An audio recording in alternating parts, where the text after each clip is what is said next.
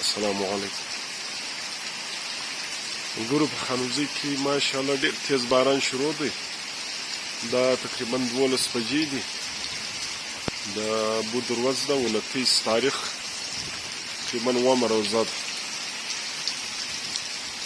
اوس هم ډېر تیز باران شروع دی. ډېر خوندور باران شروع دی.